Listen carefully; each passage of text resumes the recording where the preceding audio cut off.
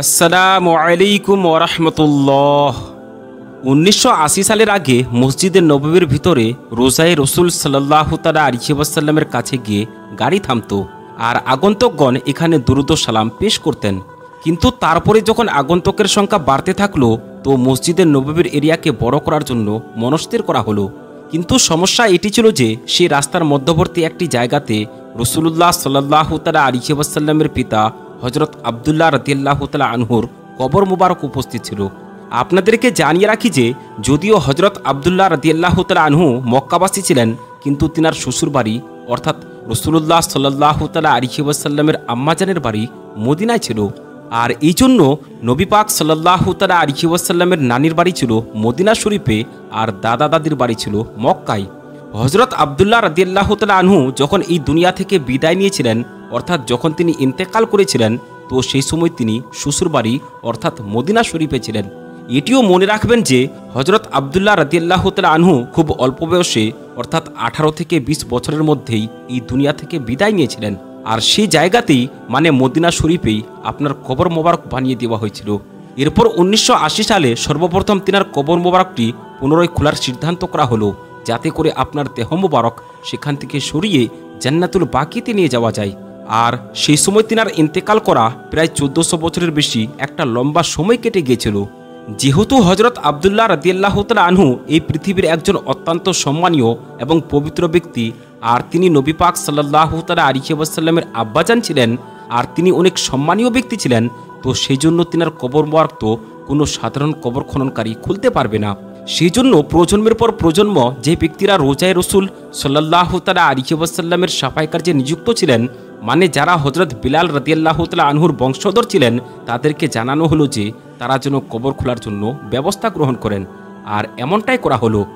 কিন্তু এই সময় যে দৃশ্যটি দেখা গেছিল তা অবশ্যই সবাইকে অবাক করে দেওয়ার মতো ছিল। আর কেউ এটি কল্পনা করতে পারেনি যে 1400 বছর কেটে যাওয়ার পরেও তার কবর থেকে এমন একটি দেহ মোবারক বেরিয়ে আসতে দেখতে পাবে। মনে করুন যেন এখনই ইন্তেকাল করলেন। 1400 বছর কেটে যাওয়ার পরেও হযরত আব্দুল্লাহ রাদিয়াল্লাহু তাআলা আনহুর শরীর মুবারক সম্পূর্ণরূপে সহি সালামত ছিল। তিনি কাফনে জড়ানো ছিলেন, শরীরের মাংস সম্পূর্ণরূপে অক্ষত ছিল, আর মাথার চুল এবং নখ সহি সালামত ছিল, আর সবাই একটি অদ্ভুত সুগন্ধ অনুভব করতে পারছিল। এই সৌভাগ্যবান লোকেদের মধ্যে যারা সেই সময় সেই কবর খোলার কাজে উপস্থিত ছিল, তাদের মধ্যে অনেক লোক আজও জীবিত রয়েছে আর এই ঘটনার সাক্ষী রয়েছে। লোকেরা তিনাকে দ্বিতীয়বার দাফন করার দৃশ্যটি দেখেছিল। সেই যুগে ক্যামেরা তো ছিল, কিন্তু তার ব্যবহার সেই সময় এতটা সাধারণ ছিল না যেমনটা আজ ব্যবহার হয়ে থাকে। সেই জন্য এই দৃশ্যটি ক্যামেরায় ধারণ করার সৌভাগ্য হয়নি। অনেক ওলামায়ে কেরাম এবং অনেক ফিরকার মধ্যে আজও হযরত আব্দুল্লাহর সঙ্গে সঙ্গে তিনার ভাই হযরত আবু তালিব এবং হুজুরে পাক সাল্লাল্লাহু তাআলা আলাইহি ওয়াসাল্লামের দাদার ঈমান নিয়ে প্রশ্ন তোলা হয়েছে, যখন আল্লাহর রসুল সাল্লাল্লাহু তাআলা আলাইহি ওয়াসাল্লাম এদের কাছে ইসলাম ধর্ম পৌঁছাননি, অর্থাৎ তিনারা তার পূর্বে ইন্তেকাল করে গিয়েছিলেন, তাহলে কিয়ামতের দিন তাদের হিসাব কি হিসাব হবে? তারা কি ঈমানদার ছিলেন না ঈমানদার ছিলেন না? আর অনেক ওলামায়ে কেরামগণ এই মতামত প্রকাশ করেছেন যে হযরত মুহাম্মদ সাল্লাল্লাহু তাআলা আলাইহি ওয়াসাল্লামের বাবা এবং মা মুসলমান এবং ঈমানদার ছিলেন, আর আপনার চাচা হযরত আব্দুল মুত্তালিবের সম্বন্ধে নিশ্চুপ হয়ে আছেন, মানে তিনি ঈমানদার ছিলেন অথবা ছিলেন না, এই মর্মে ইখতিলাফ রয়েছে। আর আমাদের জন্য এটি বেশি ভালো হবে যে তাদের ঈমানের সম্বন্ধে বেশি কথা না বলাই, কেননা যেহেতু তিনারা হযরত মুহাম্মদ সাল্লাল্লাহু তাআলা আলাইহি ওয়াসাল্লামের বাবা এবং মা ছিলেন। তো যাই হোক, হযরত আব্দুল্লাহ রাদিয়াল্লাহু তাআলা আনহু বানু হাশিম গোত্র থেকে ছিলেন, যেটি আরবের দুইটি বড় খানদান হাশিম এবং বানু উমাইয়ার মধ্য থেকে ছিল। আর এই দুইটি গোত্র কুরাইশ গোত্রের অংশ ছিল, আর বানু উমাইয়ার কাছে কুরাইশ গোত্রের ফৌজের দায়িত্বভার ছিল। আর বানু হাশিম মযহাবের দিক থেকে সবথেকে বেশি সম্মানীয় ছিল, কেননা তারা কাবার মুতাওয়াল্লি অর্থাৎ কাবা শরীফের রক্ষণাবেক্ষক ছিল। কাবা শরীফ তাওয়াফ করার সময় আরবের মুশরিকরা আল্লাহ তাবারক ওয়া তাআলার নামের সঙ্গে সঙ্গে তাদের দেবদেবীদের নামও জপ করত। আর কাবা শরীফের ভিতরে 360টি মূর্তিও রেখে দেওয়া হয়েছিল। কিন্তু ইসলামিক রেওয়ায়াতের মতে কোথাও এমন একটি প্রমাণ খুঁজে পাওয়া যায়নি যেখানে এই কথাটি উল্লেখ আছে যে নবী পাক সাল্লাল্লাহু তাআলা আলাইহি ওয়াসাল্লামের বাবা, দাদা এবং চাচা মুশরিক ছিলেন আর সেই মূর্তিদের ইবাদত করতেন। এই কথার কেউ প্রমাণ দিতে পারেনি।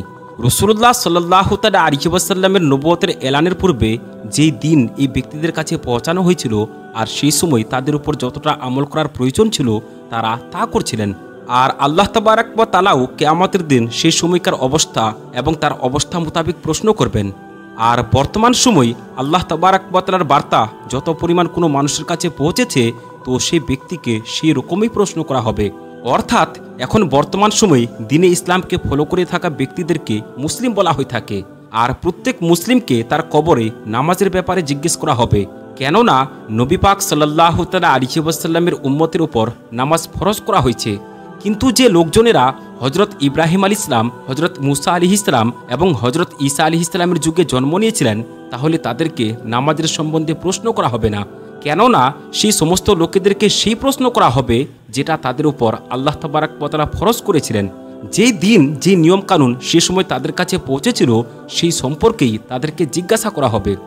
আর এটা বলা যে নবী পাক সাল্লাল্লাহু তাআলা আলাইহি ওয়াসাল্লামের বাবা মা কাফির ছিলেন, তাহলে তো নবী পাক সাল্লাল্লাহু তাআলা আলাইহি ওয়াসাল্লামের পূর্বে যত উম্মত ছিল সবাই কাফির হয়ে যাবে। কিন্তু এমনটি একেবারে না।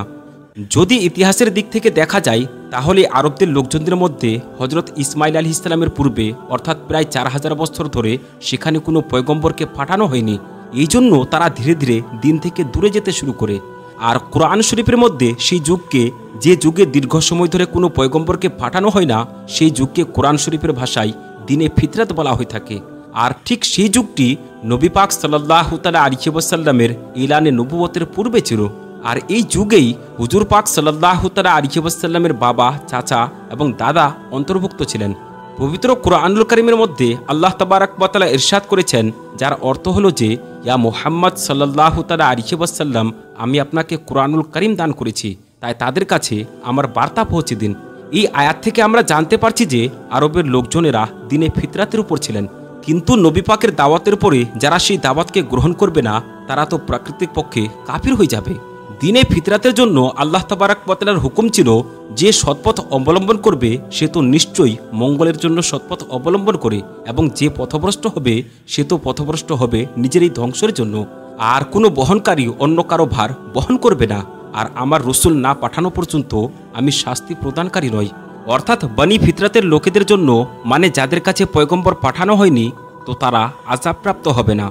সেজন্য রাসূলুল্লাহ সাল্লাল্লাহু তাআলা আলাইহি ওয়াসাল্লামের পিতামাতা এবং তিনার বাড়ির সমস্ত লোকজনই এই আইন থেকে মুক্ত রয়েছেন। সহিহ মুসলিমের একটি হাদিসের মধ্যে বর্ণিত আছে যে আল্লাহর রসুল সাল্লাল্লাহু তাআলা আলাইহি ওয়াসাল্লামের কাছে একজন ব্যক্তি আসলো, আর এসে আপনি সাল্লাল্লাহু তাআলা আলাইহি ওয়াসাল্লামকে জিজ্ঞেস করলো, হে আল্লাহর প্রিয় হাবিব সাল্লাল্লাহু তাআলা আলাইহি ওয়াসাল্লাম, আমার পিতা ইন্তেকাল করে গেছেন, তো তিনি এখন কোথায় রয়েছেন? মানে তিনি জান্নাতে আছেন নাকি জাহান্নামে? তো নবী পাক সাল্লাল্লাহু তাআলা আলাইহি ওয়াসাল্লাম ইরশাদ করলেন যে সে এখন আগুনে আছে, মানে জাহান্নামে আছে। এটি শুনে সেই ব্যক্তিটি দুঃখিত হয়ে সেখান থেকে যেতে শুরু করলো।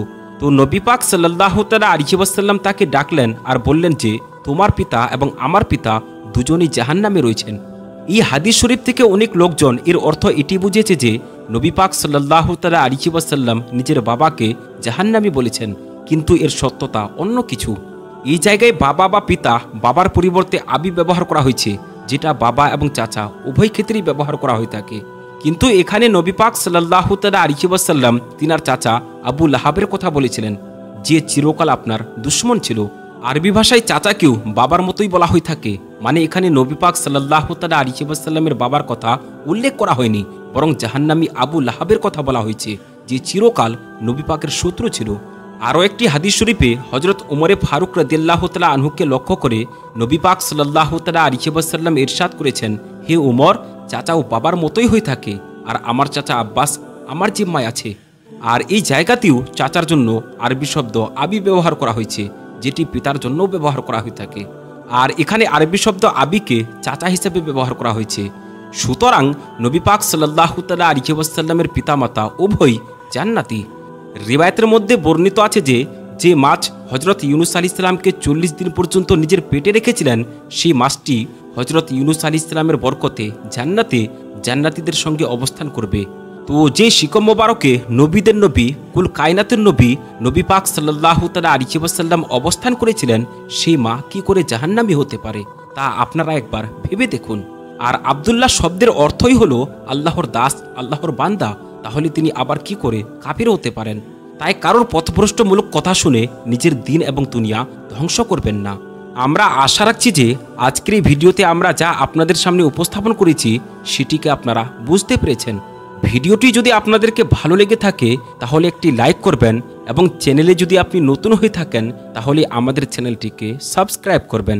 আসসালামু আলাইকুম ওয়া রাহমাতুল্লাহি ওয়া বারাকাতুহু।